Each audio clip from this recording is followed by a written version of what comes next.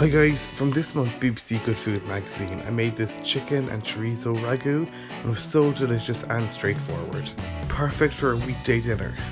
Start off with one red onion and peel it and chop it up, then set it aside until later.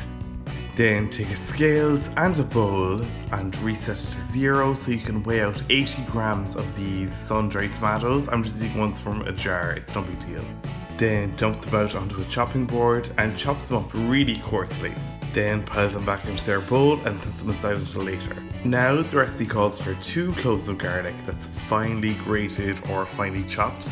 I'm just going to peel the cloves and later I'm going to crush them into the pot with my garlic crusher. I think that's about the same. And I'm also going to double the quantity as well and use 4 cloves. Then I took some cooking chorizo, which is different to salami chorizo. This is a lot softer and fresher and you have to cook this. You can't eat this raw. The recipe requires 120 grams of it, so that's 1 sausage for me. And I'm going to take off the skin intestinal casing as well, just because whenever I use this, the recipe usually says to remove it. This one didn't, but I'm just going to remove it anyway. Then just chop it up into small pieces. As far as I know, any recipe that calls for cooking chorizo, it can be substituted for salami chorizo, but I don't think it works the other way around. Once that's chopped, add it to a bowl and set it aside as well. Then there's no more prep. All the other ingredients are from a jar like this: hot smoked paprika, a tin of tomatoes, and about 600 grams of skinless boneless chicken thighs. I also have a little chicken stock simmering, so it's time to start cooking. Do this by taking a large pot and heating it over a medium heat. Once the pot is hot, go ahead and add your chorizo.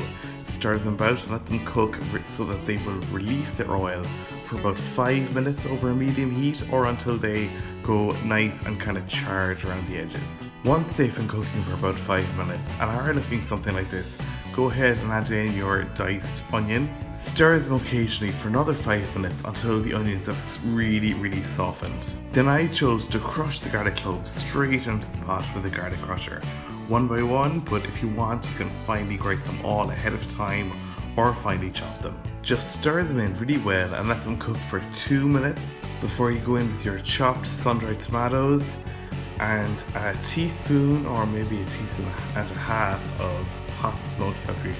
Stir that in before you add your chicken. I've got 600 grams of skinless boneless chicken thighs and just lay them on one side to fry for 2 minutes before you turn them over to fry for another 2 minutes.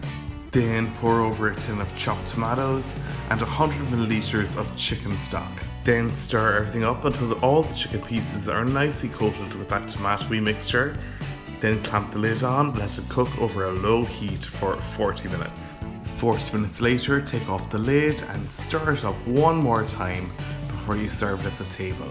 By now, the chicken should be falling apart, so just serve up with some roasted potatoes and a bowl of sour cream. You can taste and adjust the seasoning if you like, but trust me, from my perspective, the chorizo was salty enough for the whole dish. This stew plus roasted potato topped with sour cream is such a combination made in heaven. This all tasted so good. So that's it. Thanks a million for watching, guys. If you liked this recipe, be sure to hit the like and subscribe buttons below. You can check me out on social media. All the links to my accounts will be in the description, as well as the link to my blog where you'll find this full recipe at www.recook.org.